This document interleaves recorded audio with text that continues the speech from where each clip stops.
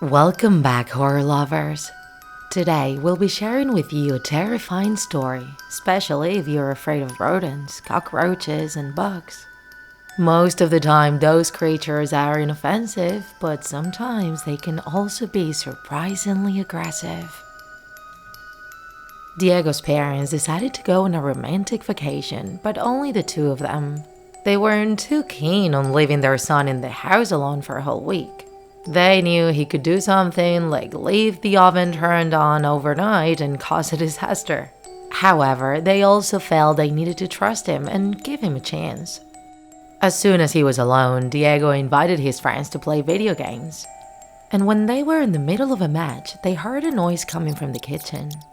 They saw a huge mouse which had gotten into the house somehow. So they grabbed a broom and hit the mouse with it until they killed it. They then threw the dead mouse into the garbage bin and kept on playing games. Later that night, when it was time to make dinner, they saw that the mouse was no longer in the garbage.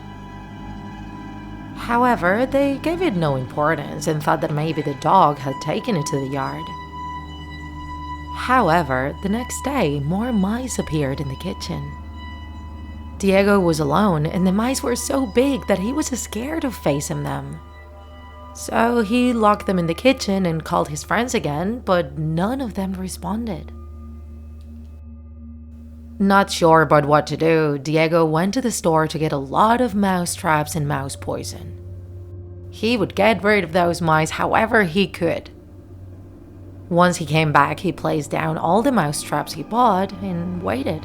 However, that very night, when he opened the kitchen's door, he saw that the rodents had multiplied. The kitchen was filled to the brim with mice. Diego couldn't call his mom to tell her what was happening. What would she think of him? He had to solve that situation on his own. He waited until the next morning and went into the kitchen, planning to throw on the mice all of the mouse poison he had bought. And when Diego opened the kitchen door, the mice were no longer there.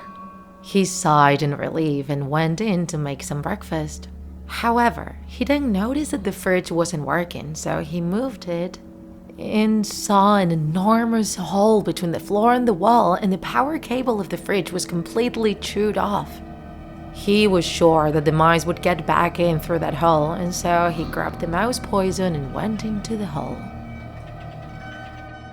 It was very dark, so Diego turned on his phone flashlight.